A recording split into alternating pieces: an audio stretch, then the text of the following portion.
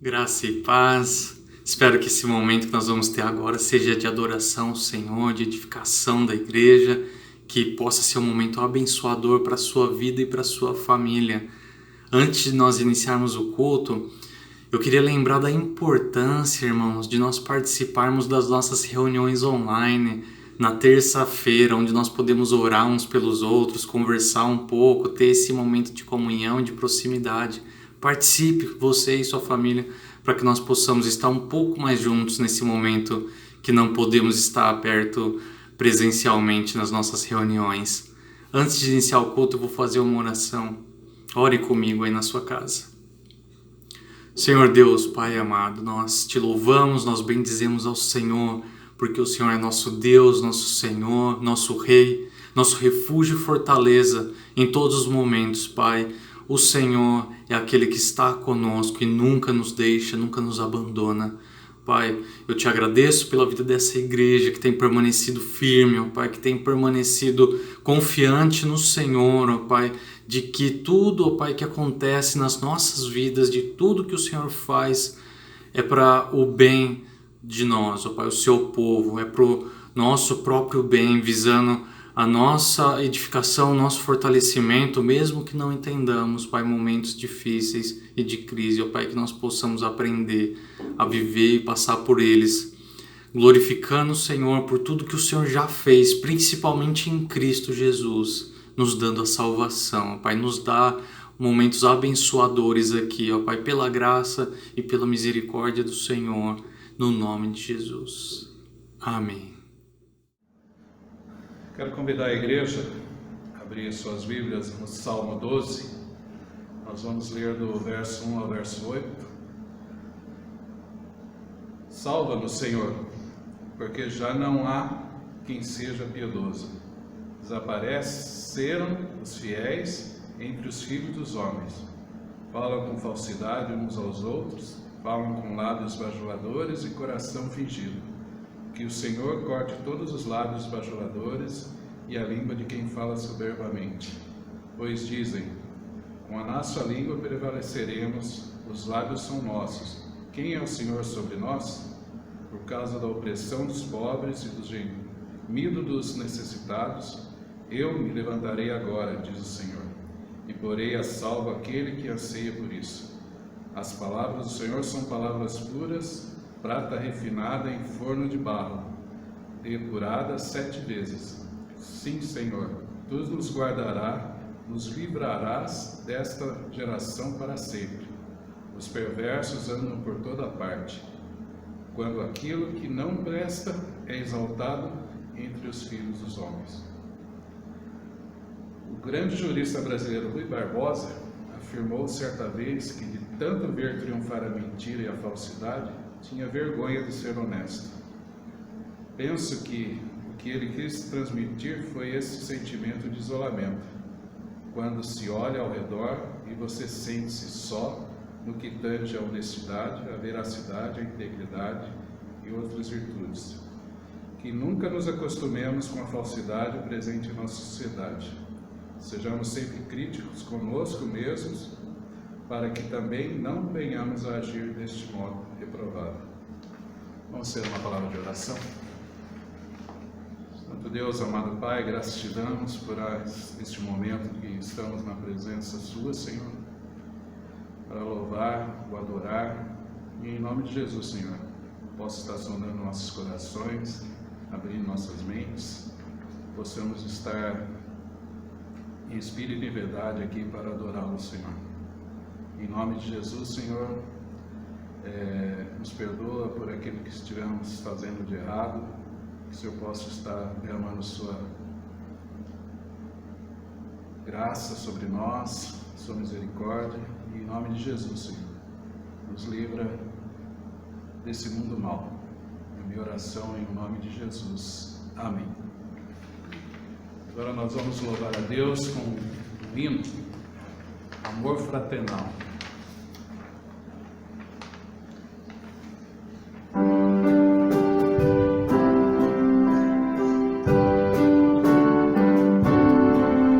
Jesus, pastor amado, louvamos-te.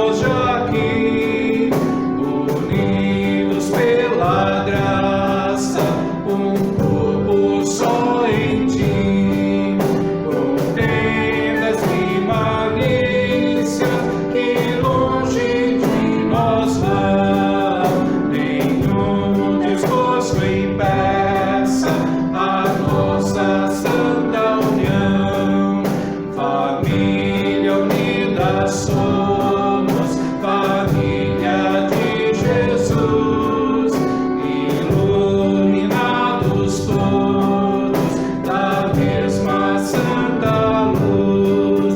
A mesma fé nos une num só divino amor, e cheios de alegria servimos ao Senhor.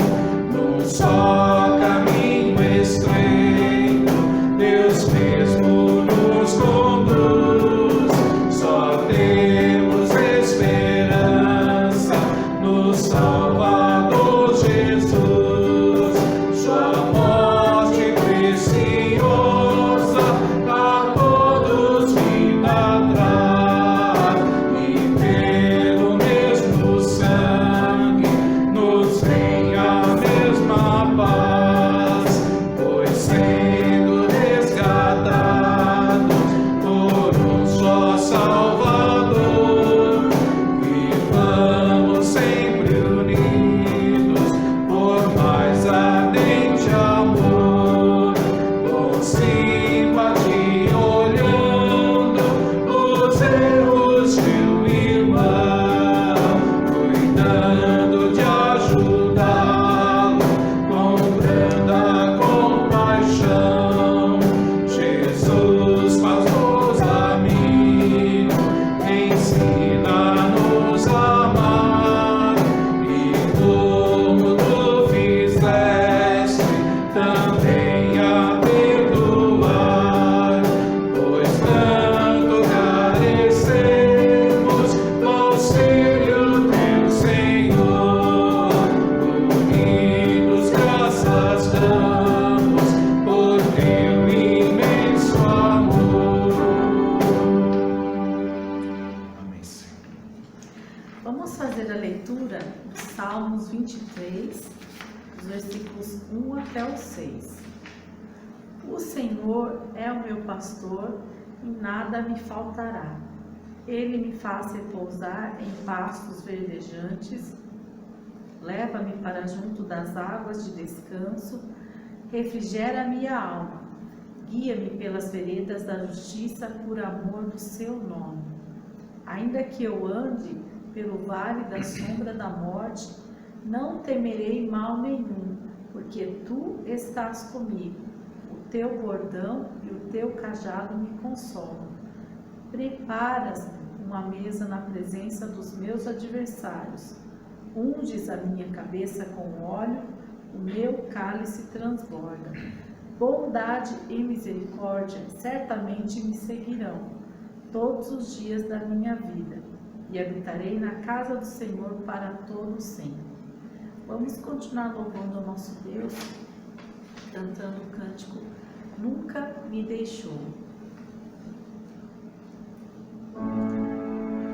Ainda que eu ande pelo vale da sombra da morte, o teu amor lança fora o medo. Ainda que eu me encontre bem no meio das tempestades da vida, não voltarei, pois perto estás. Eu não temerei o mal, pois o meu Deus comigo está. E se o meu Deus comigo está, a quem eu temerei, a quem eu temerei. Oh não, o caminho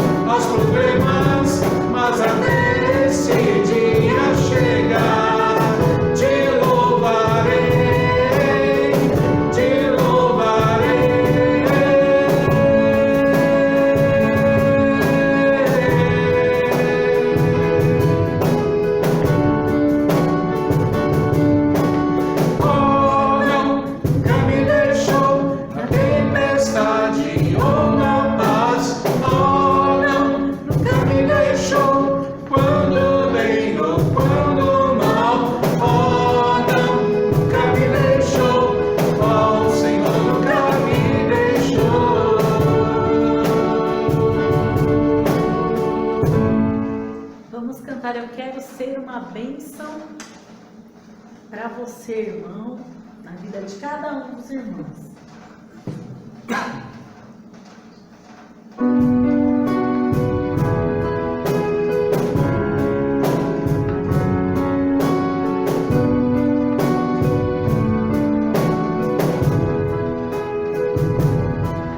Não quero viver para mim mesmo, eu quero servir, amar, irmão, compartilhar.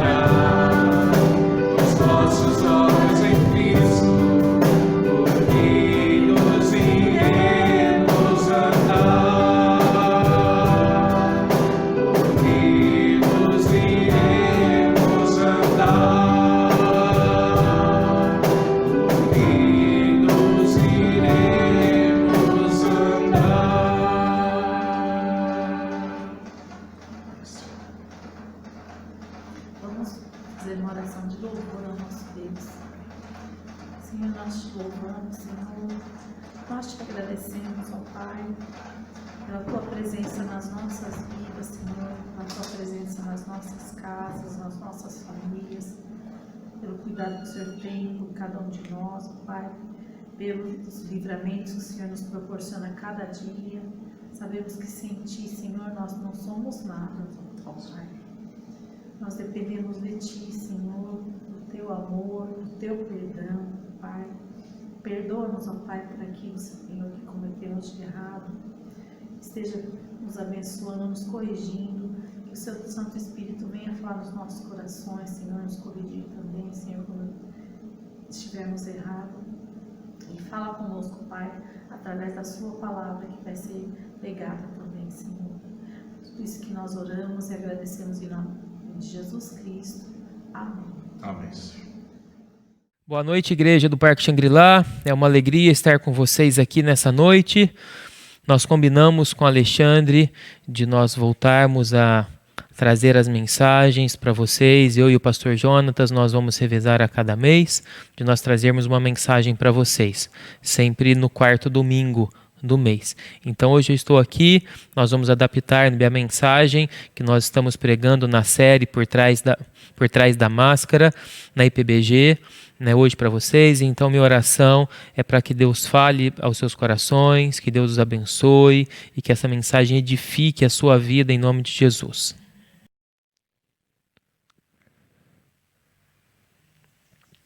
Nós usamos máscaras para nos dar segurança, para nos proteger e para proteger as pessoas também que estão ao nosso redor. E a série que a gente está trabalhando se chama Por Trás da Máscara. E a gente está encerrando essa série hoje pela manhã. E além dessa máscara de proteção, nós usamos outras máscaras que, ao invés de nos proteger, nos expõem, nos deixam vulneráveis e até mesmo enfraquecidos. Nós usamos essas máscaras na tentativa de nos sentir seguros. Nós usamos essas máscaras na tentativa de nos ocultar, de nos proteger. Mas o que de fato acontece é que essas máscaras que nós usamos, que ninguém vê, como essa, elas nos deixam mais frágeis e elas nos deixam mais vulneráveis. Quero compartilhar com vocês alguns dados a respeito desse momento que a gente está vivendo, porque hoje a gente vai falar sobre descontrole, sobre falta de controle sobre os nossos hábitos, sobre falta de controle sobre as nossas atitudes, sobre as nossas escolhas, a nossa falta de domínio próprio sobre vários aspectos da vida.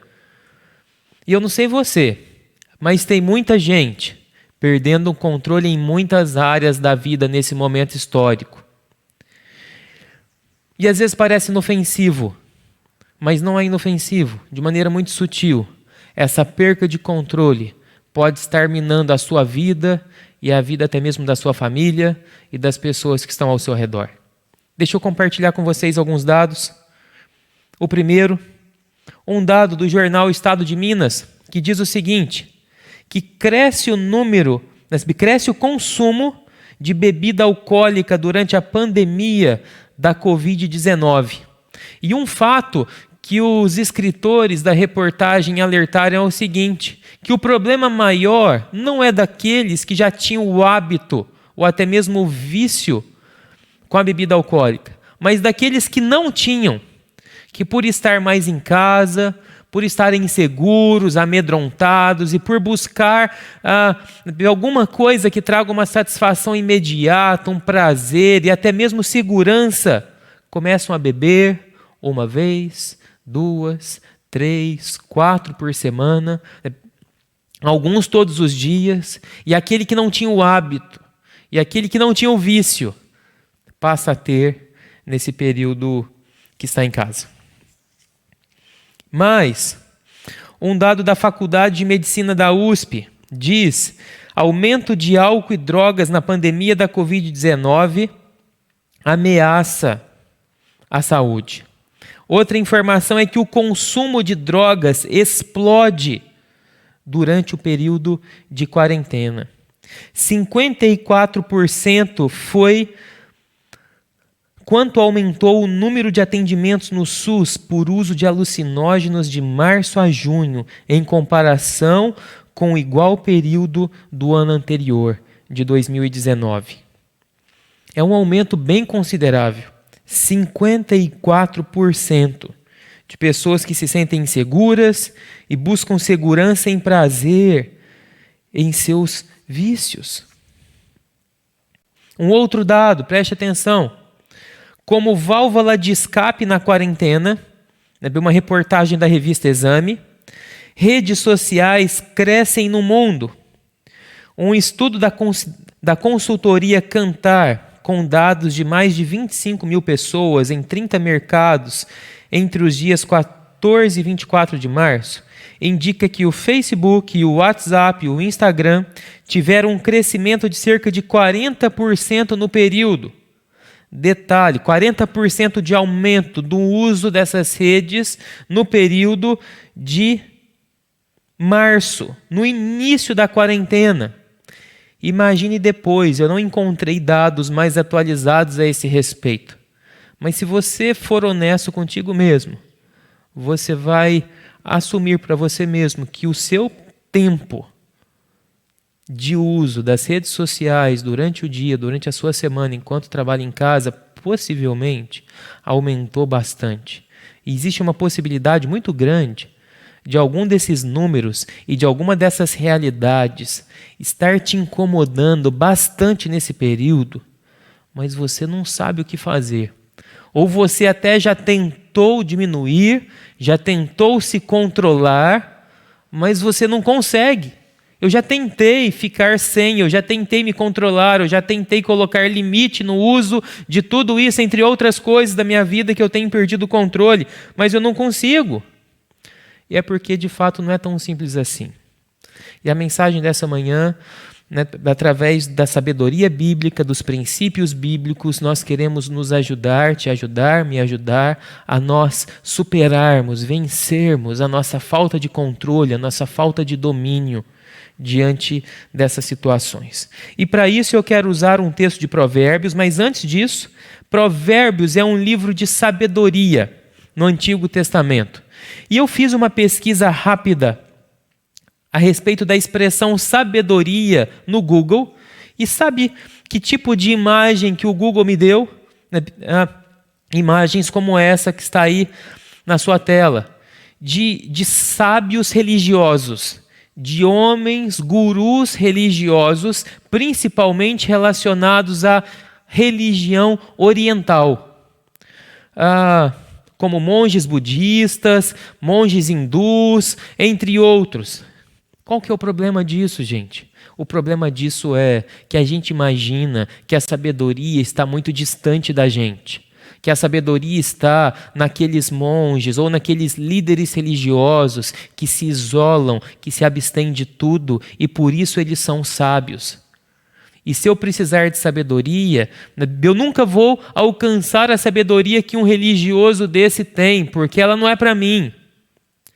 Mas o que Provérbios vem nos ensinar é que a sabedoria pode ser alcançada por você, que a sabedoria pode ser alcançada por mim, que nós podemos alcançar sabedoria na nossa vida e no nosso dia a dia. Provérbios é um livro que que personifica a sabedoria de maneira como se um pai estivesse aconselhando o seu filho mais jovem, como se um pai, não um líder ou um guru religioso, mas alguém experiente, alguém que já viveu bastante, alguém que errou, mas soube consertar, soube crescer, pode orientar um jovem, uma pessoa mais nova a fazer decisões sábias e a ser uma pessoa sábia. Por isso que Provérbios não é uma obra, não é um livro apenas sobre como fazer escolhas certas. Mas Provérbios é um livro que nos ensina a sermos pessoas que tomam decisões sábias. Não é apenas um livro de regra, vá até ele e faça isso que ele está dizendo. Não apenas isso, mas ele quer te formar e ele quer me formar como uma pessoa que toma decisões sábias. Eu quero começar lendo o texto de Provérbios 23, versículos 19 e 21, que diz o seguinte: ouça, meu filho, e seja sábio. Perceba, um jovem, um filho, pode se tornar sábio. Guie o seu coração pelo bom caminho.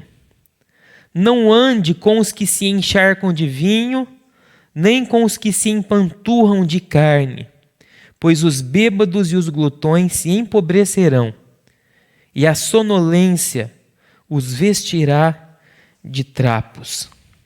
Antes de entrar no princípio sobre controle e sobre domínio, né, eu quero dar ênfase no início do versículo 19, quando ele diz: ouça, filho meu.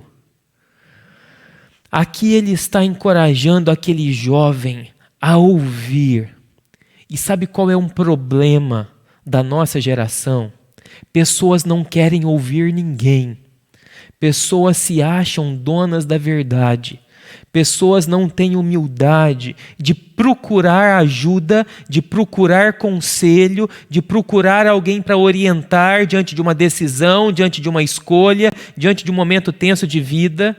E se procuram, ou se alguém deseja aconselhar, abençoar e orientar, essa pessoa fecha os seus ouvidos. Sabe por quê? Ela fecha os seus ouvidos porque ela não quer ouvir algo diferente daquilo que ela já pensava ou daquilo que ela já está certa em fazer. O orgulho do coração. Por isso que pessoas talvez tenham muita dificuldade em serem aconselhadas e até mesmo serem mentoreadas por alguém, porque tem dificuldade em ser confrontada, porque tem dificuldade em ouvir algo diferente daquilo que ela quer, daquilo que ela deseja. E um princípio de sabedoria nós precisamos aprender a ouvir. Nós precisamos aprender a nos submeter à opinião e à sabedoria de outras pessoas. Pessoas mais experientes que a gente. Pessoas que podem nos abençoar. E às vezes nós nos damos mal em muitas situações, porque nós não aprendemos a ouvir e considerar o que outras pessoas têm para nos aconselhar, têm para nos orientar, porque queremos ser autônomos na nossa vida. E um princípio de sabedoria aqui é: ouça. Se você perdeu o controle da sua vida, ouça alguém, procure ajuda. Você não precisa passar por isso sozinho. Aqui nesse texto está uma situação a qual as pessoas relatadas perderam o controle. Aqui no caso, perderam o controle no que diz respeito à comida e à bebida. Preste atenção, não ande com os que se encharcam de vinho, que bebem demais, que se embebedam, e nem com os que se empanturram de carne, os glutões que comam demais, que perdem o controle na bebida e na comida. Pois os bêbados e os glutões se empobrecerão, e a sonolência os vestirá de trapos. Quem bebe demais e quem come demais, isso aqui é uma metáfora, gente que perde o controle em alguma área da vida, fica desprotegido, porque fica sonolento, porque fica fora de si, porque fica cansado, fica letárgico, perde o domínio da sua própria situação.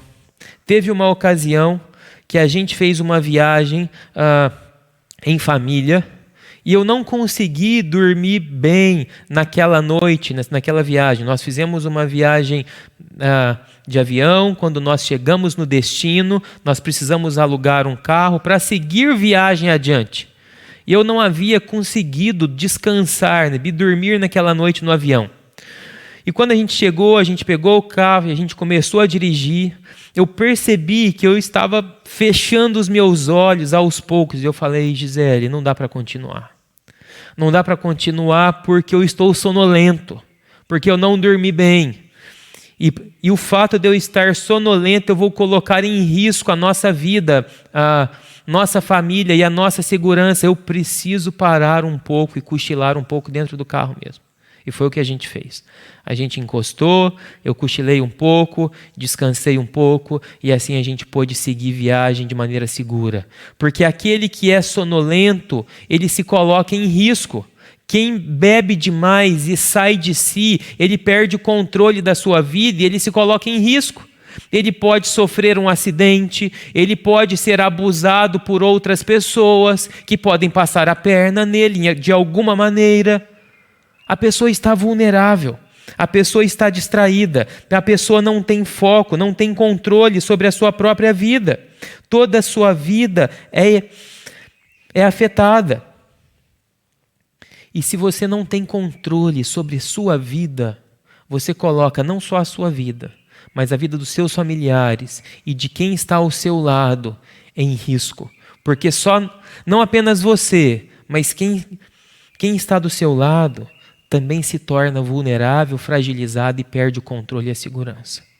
O próximo versículo, sobre o problema do descontrole.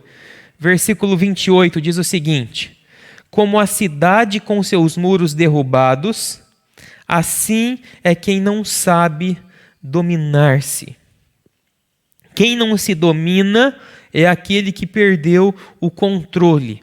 E nós estudamos na última série o livro de Neemias, a última série que nós fizemos aqui na IPBG. E a gente estudou lá no primeiro capítulo que Neemias estava na Pérsia, trabalhando para o governador da Pérsia, e o seu irmão chegou com notícias sobre Jerusalém, e a notícia que o irmão de Neemias trouxe foi a seguinte: olha, Jerusalém está destruída, os muros de Jerusalém estão derrubados. E aquilo trouxe um impacto tremendo na vida de Neemias. Talvez isso não traz um impacto tão grande para as nossas vidas, porque a gente não está habituado a se esconder atrás de muros nas nossas cidades. Mas na época de Neemias, um muro que cercava a cidade era importantíssimo, porque o muro era o que trazia segurança para a cidade. O muro era o que trazia estabilidade para a cidade, para a colheita da cidade. Uma cidade sem muro não tinha uma economia estável, porque se eles plantassem pela manhã, quando eles fossem colher o que haviam plantado, talvez não estaria mais ali, porque havia sido roubado, sem muro, sem proteção, uma cidade vulnerável. E o texto está dizendo o seguinte, que aquele que não sabe se dominar, que aquele que não tem controle sobre a sua própria vida, sobre os seus hábitos, é igual uma cidade sem muro, vulnerável, sem defesa e sujeita aos mais variados tipos de desastres. Se os seus desejos, se os seus vícios têm saído do seu controle, você tem se tornado uma pessoa vulnerável. E a sua vida e a vida da sua família pode estar à beira de um caos. E você pode estar caminhando rumo à destruição sua, dos seus familiares e daqueles que o cercam. E a qualquer momento a vida pode desmoronar. Um caos inevitável, como o de uma cidade sem muros. Olha o que esse comentarista, Bruce Waltke, diz. Ele diz que a pessoa descontrolada é derrotada antes mesmo da batalha. Aquele que não tem domínio sobre si já perdeu a guerra antes de entrar nela, porque ele não tem controle. Porque ele já entra vulnerável, ele já entra sem defesa, ele já entra fraco. Eu quero trazer uma definição a respeito de domínio próprio, dada pelo pastor Timothy Keller, e ele diz o seguinte: ele diz que domínio próprio, o autocontrole, é a habilidade de reconhecer, identificar. Então é a habilidade de reconhecer, identificar e escolher as coisas importantes ao invés do urgente a qualquer momento. Olha que interessante essa definição. Nós temos domínio próprio quando nós sabemos escolher aquilo que é importante e não aquilo que é urgente.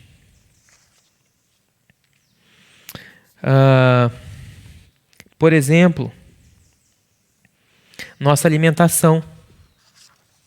Nós perdemos o controle da nossa alimentação porque nós desejamos comer coisas urgentes, coisas rápidas, coisas saborosas naquele momento curto, porque a gente não teve tempo de fazer, porque a gente não conseguiu preparar, ou porque a gente não gosta mesmo, né? Porque é mais rápido, porque é mais simples, porque é mais fácil, e a gente vai pro urgente e não para aquilo que é de fato importante, e a gente não consegue manter o controle, o nosso apetite sai do nosso controle, até que o médico chegue para a gente e diz o seguinte: pare, ou você vai morrer se você continuar comendo tudo que você está comendo, do jeito que você está comendo e da quantidade que você está comendo.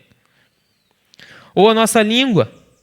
Quando a nossa língua sai do controle, nós atacamos pessoas e nós podemos arruinar relacionamentos que são importantes.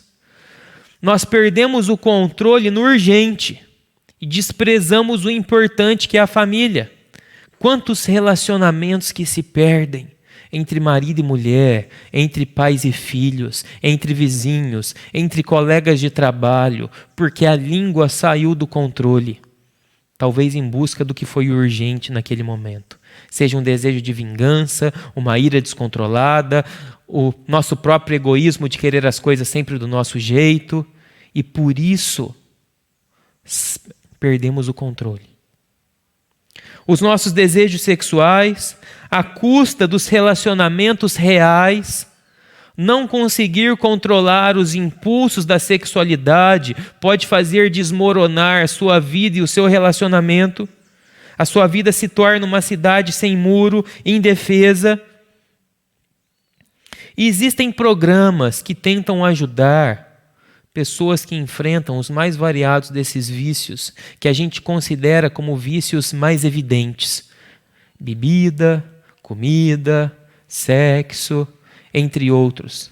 Mas existem vícios menos evidentes que talvez esteja fazendo você perder o controle da sua vida e se tornar vulnerável, mas por ser menos evidente você não dá a ele tanta atenção. Como, por exemplo, o seu tempo pode estar fora do controle. Você está sempre ocupado demais. Nunca tem tempo para nada. Nunca tem tempo para os seus filhos. Nunca tem tempo para sua esposa. Não tem tempo para você. Se o seu tempo está fora do controle, você está em risco. A sua atenção. A atenção está fora do controle. São tantos chamativos que a gente não consegue focar. A gente não consegue prestar atenção em alguém que está conversando com a gente. A gente não consegue prestar atenção no compromisso que a gente tem que atender, na tarefa que a gente tem que cumprir. A atenção pode estar fora do nosso controle. E as redes sociais, como nós falamos no início, que tem aumentado o seu uso vertiginosamente, é um instrumento poderosíssimo de roubar a minha atenção, de roubar a sua atenção, roubar o nosso foco. A gente corre o risco de chegar ao fim do nosso dia e as tarefas a quais a gente se propôs a fazer, a gente não fez nem metade, porque a gente não teve domínio sobre o nosso tempo, sobre a nossa atenção. Talvez o que está fora de controle na sua vida seja os seus pensamentos. Os pensamentos podem estar fora do controle.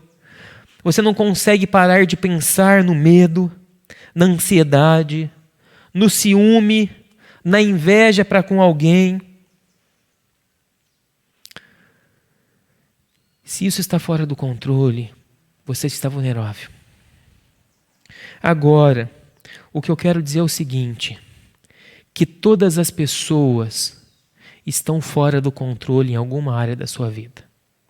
Às vezes não é um muro inteiro que está destruído, às vezes pode ser uma brecha pequena, mas essa brecha pequena é capaz de crescer e de causar um estrago, talvez irreversível, nas nossas vidas e nos nossos relacionamentos.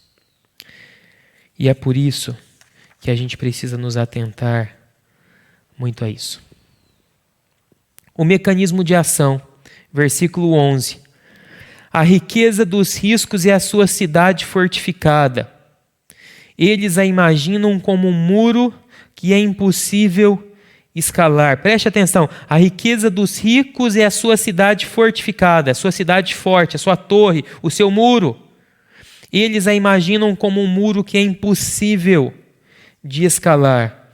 Quando o ataque chega sobre uma cidade e as pessoas estão em perigo, elas correm para se esconder. Se tem alguém fora da cidade, elas vão buscar entrar na cidade correndo, fechar os portões. Se alguém entra na cidade, elas vão tentar subir para as torres, que são lugares mais seguros, mais altos. Elas tentam se proteger, porque estão na iminência de um ataque e de um perigo.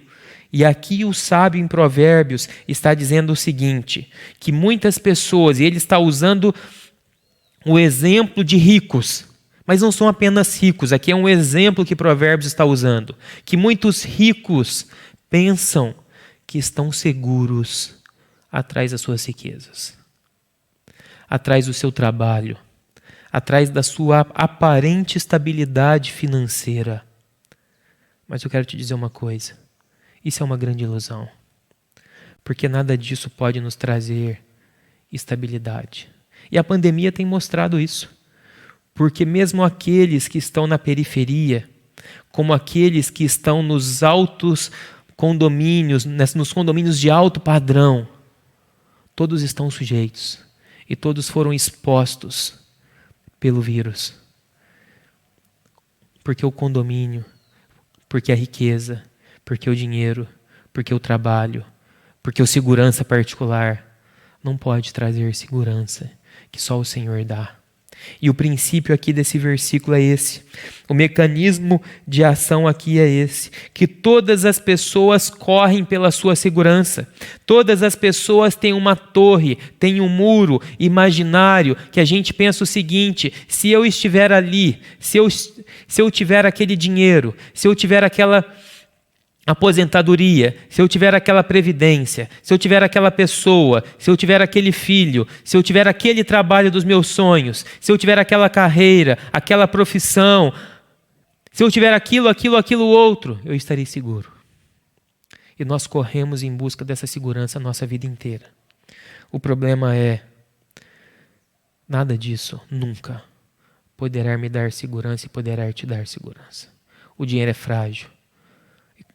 O tempo corrói, como a própria Bíblia diz. As pessoas são frágeis, elas vêm e vão.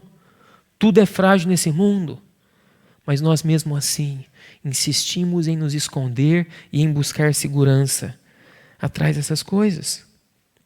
Neil Planningham, num artigo chamado A Tragédia do Vício, ele diz o seguinte, que nós usamos algumas coisas porque nós acreditamos que aquilo vai aliviar a nossa aflição e a nossa tensão e a nossa angústia. Então a gente usa algumas dessas coisas porque a gente imagina que aquilo vai aliviar a nossa tensão e a nossa angústia. Qual é o problema disso?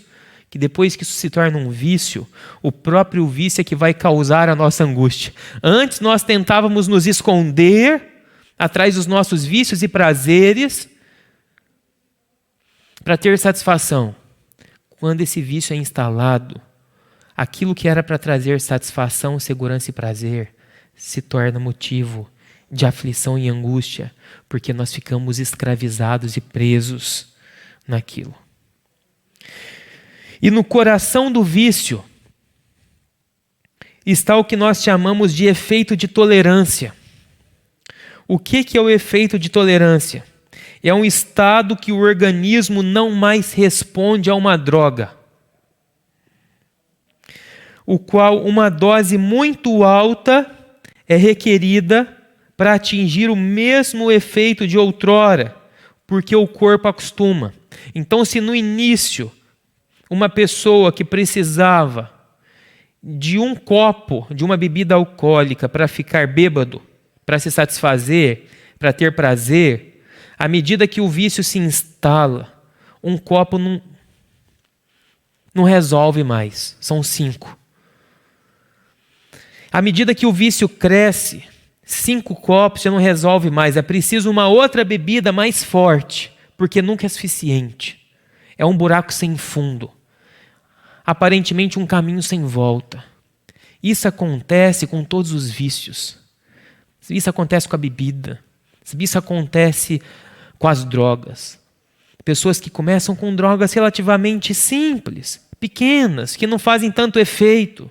Quando vê, estão nas ruas usando drogas pesadíssimas porque não tem controle. E mesmo aquela dose pesada já não satisfaz quanto gostaria.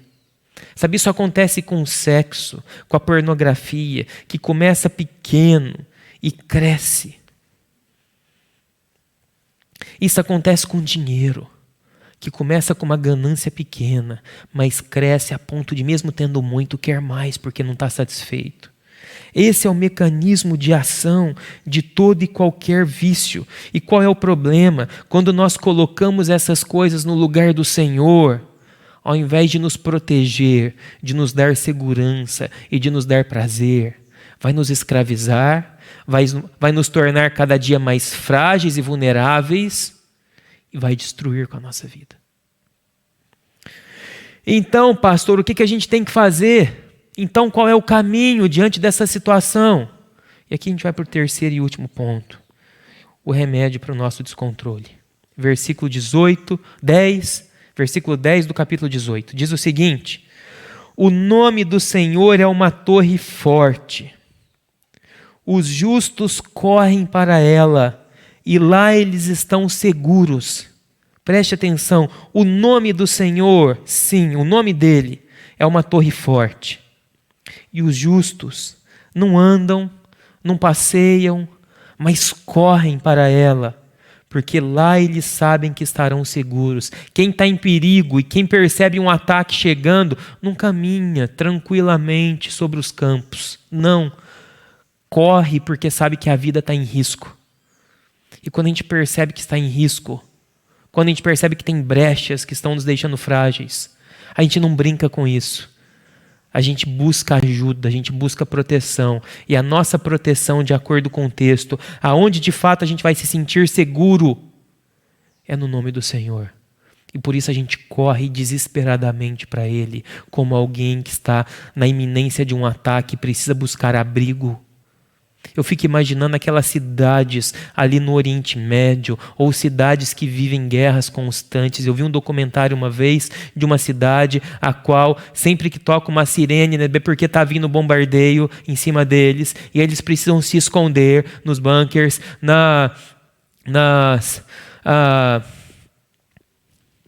subterrâneo de suas casas. A cidade ela é preparada para isso, para que as pessoas se escondam, e quando escuta a sirene todo mundo corre, todo mundo busca se esconder porque sabe que a vida está em risco. E a gente precisa fazer isso sabendo que a gente está em risco, correr, mas correr para o lugar certo, correr para o nome do Senhor. E o nome do Senhor é algo muito importante, é uma metáfora muito rica, porque o nome significa muito. O nome é uma descrição de caráter e não apenas um rótulo de identidade. Hoje a gente chamar alguém pelo nome é um rótulo de identidade daquela pessoa. O Daniel, conheço ele, né? É fulano de tal, ok. Mas no contexto bíblico, o nome não leva apenas à identidade da pessoa, mas ao caráter da pessoa. Abraão teve o seu nome mudado. Paulo teve o seu nome mudado. O nome significa muito, identidade, caráter. E correr para o nome do Senhor significa a gente se lembrar constantemente sobre quem Ele é, o caráter de Deus, o caráter do Senhor, as características do Senhor, porque ali nós vamos encontrar segurança. Lembrar você mesmo sobre a sabedoria de Deus, sobre a santidade de Deus, sobre o amor de Deus, sobre a misericórdia do Senhor, lembrar sobre quem Deus é. Não estar atento ao que os meus sentimentos dizem, porque os nossos sentimentos eles podem estar contaminados. Não estar atento ao que a cultura me diz, não apenas o que outra pessoa me diz, mas o que o Senhor é. E às vezes a gente precisa aprender a pregar para a gente mesmo. Como o salmista várias vezes fazia nos Salmos. Um exemplo. Por que está tão abatido a minha alma? Por que está tão aflito a minha alma? Descansa em Deus. Sabe para quem o salmista está pregando esse versículo? Para ele mesmo. Ele está falando com ele mesmo. Diante de um coração aflito, descontrolado, perdido, ansioso, ele fala para ele mesmo: Daniel, por que você está tão aflito? Descansa no Senhor. E para isso a gente precisa lembrar do nome do Senhor. E a gente tem muitos nomes do Senhor que a gente precisa se lembrar e associar os nomes do Senhor com situações específicas da nossa vida. Por exemplo, se você hoje está ansioso demais, inseguro demais, a Bíblia nos diz em Isaías capítulo 9 que Deus é o príncipe da paz. Se lembre disso nessa manhã. O Senhor é um príncipe da paz e pode trazer paz ao seu coração ansioso. A palavra de Deus nos diz que o Senhor ele é fiel, Deus fiel e justo. Se você está com medo diante de possíveis necessidades, hoje, no futuro, do trabalho, da família, será que vai dar certo? Será que vai ter? Será que não vai ter? O Senhor é fiel, se lembre disso. Fale esse nome do Senhor para você mesmo. Resgate a identidade de Deus sabendo que Ele é fiel. O Senhor, Ele é amor, Ele ama. O Senhor, Ele é misericordioso, Ele é perdoador. Se você carrega a culpa, o Senhor é aquele que te perdoa. O Senhor é o bom pastor que cuida das suas ovelhas, que morre pelas suas ovelhas. O Senhor é o pão da vida, que não vai deixar o seu coração, a sua alma sedenta pela sua presença. Ele é o seu alimento. O Senhor é o Verbo. O Senhor é o Criador de todas as coisas. O Senhor é o Salvador. O Senhor é o Resgatador. O Senhor é o nosso Deus presente em toda e qualquer situação. Você precisa correr para o nome do Senhor e se lembrar constantemente sobre quem Ele é. E isso vai aliviar as tensões do nosso coração de maneira mais imediata. Mas, de maneira mais contínua, um segundo ponto a respeito do nome do Senhor é: você precisa se relacionar com esse Senhor. Porque saber o nome de Deus é saber que Deus é um Deus pessoal, Ele tem nome. E por ter nome nós podemos nos relacionar com Ele. Não é um Deus vago, não é um Deus impessoal, não é um Deus distante, mas é um Deus que se comunica. E se você quer vencer os seus descontroles, a sua falta de domínio próprio, você precisa se relacionar com esse Deus. Você precisa resgatar o nome dele, saber quem ele é, ao mesmo tempo um Deus criador e poderoso, um Deus próximo, presente e que anseia ter relacionamento profundo com você. E você não pode se esquecer disso. Então se relacione com o Senhor, busque o Senhor em oração, deixe que o Espírito Santo de Deus encharque e inunde a sua vida. O domínio próprio é uma característica do fruto do Espírito. Se deixe encher pela presença maravilhosa de Deus, a ponto de ser transformado, transbordado pela sua realidade de paz e de domínio. E um último versículo para a gente encerrar a nossa mensagem. Eu quero ler com vocês Tito, capítulo 2, versículo a partir do 11. Preste atenção. Porque a graça de Deus se manifestou salvadora a todos os homens. Ela nos ensina, preste atenção, a graça de Deus nos ensina a renunciar, em outras palavras, a dizer não, a ter controle, a ter domínio sobre a impiedade e as paixões mundanas e a viver de maneira santa, justa e piedosa nessa era presente, enquanto aguardamos a bendita esperança, a gloriosa manifestação de nosso grande Deus e Salvador Jesus Cristo. Ele se entregou por nós a fim de nos remir de toda a maldade e purificar para si mesmo um povo particularmente seu, dedicado à prática de boas obras. E eu preciso te dizer o seguinte, meu irmão e minha irmã, apenas a sua boa vontade em vencer a sua falta de controle, a sua falta de domínio próprio, não vai te fazer bem-sucedido nessa batalha. Você precisa se render à graça de Deus. Você precisa provar a graça de Deus. Porque é a graça de Deus que vai nos capacitar a falar não para os nossos vícios e a sermos livres e não escravos dos nossos ídolos e dos nossos vícios. É a graça de Deus, como diz esse texto, que vai nos ensinar a falar não, que vai nos ensinar a ter controle sobre as nossas vidas. A graça de Deus de nós nos lembrarmos de que Jesus, Ele nos amou, de que Jesus decidiu nos perdoar, de que Jesus se entregou na cruz e morreu por nós para nos salvar. Ali na cruz é manifesta a graça de Deus sobre nós. E isso é que vai nos trazer libertação. Saber que Jesus perdeu a segurança. Jesus, ele precisou sair da cidade. Olha que interessante. Porque ele foi crucificado do lado de fora do muro, não dentro da cidade. Lugar de bandido, lugar de criminoso, de maneira vulnerável, frágil e fraco. Ele foi crucificado sem segurança, de fora da cidade. Para que eu e você pudéssemos entrar na cidade renovada e restaurada por Ele e termos segurança. Jesus fez isso por amor a mim e por amor a você, para te libertar, para te salvar e para te libertar de todos os seus vícios, de todo o seu descontrole, para renovar sua vida, restaurar seu casamento e refazer a sua história. Você é amado por Deus. Você é amado por Jesus. E por isso Ele se entregou pela sua vida. Em que área você tem perdido o controle da sua história? Você consegue identificar? Você consegue identificar que isso está te arruinando? E se não estiver arruinando agora, isso vai te arruinar, porque isso te deixa fraco e vulnerável. Você consegue identificar isso? Então, busque ajuda. Busque conselho de sabedoria. Busque conversar com alguém a respeito disso. Não passe por isso sozinho.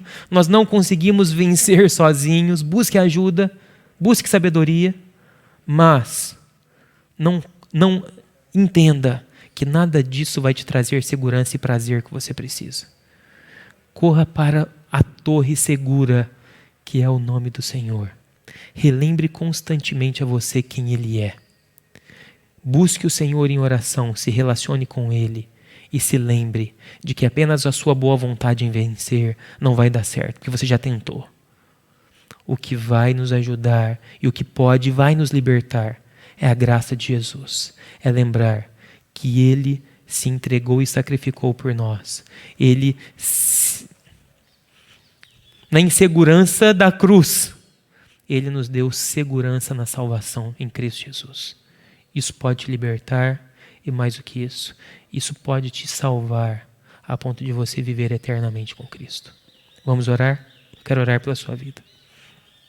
Senhor meu Deus e meu Pai, muito obrigado por essa manhã. Muito obrigado pela sua palavra, que é viva e eficaz.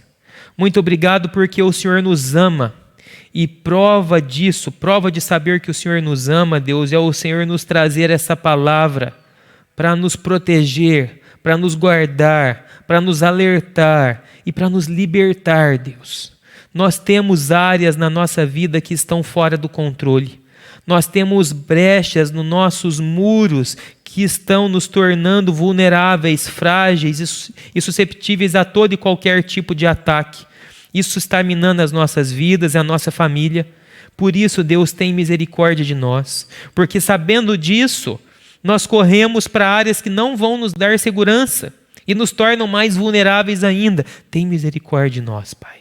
Perdoe o nosso pecado nessa manhã, em nome de Jesus. Porque nós queremos nessa manhã correr para o Senhor, desesperadamente ir ao seu encontro. Porque nós entendemos que apenas em Ti nós teremos segurança para as nossas vidas. Oh Deus, muito obrigado, porque o Senhor se fez carne, se fez frágil, fraco, humilde, perdendo a sua segurança para que nós fôssemos seguros em Ti. Liberta o meu irmão e minha irmã que está me ouvindo nessa manhã Ajude-o a ter controle sobre os seus vícios e sobre os seus descontroles. Restaure relacionamentos, restaure família, restaure sonhos, restaure pessoas nesta manhã. Que haja salvação, que haja graça, que haja libertação, em nome de Jesus. E agora, meu irmão e minha irmã, que a graça do nosso Senhor e Salvador Jesus Cristo, que o amor de Deus, o nosso Pai, que a presença capacitadora do Santo Espírito nos ajude hoje e para todo sempre. Amém. Que Deus te abençoe, que você tenha um ótimo domingo e uma excelente semana, em nome de Jesus.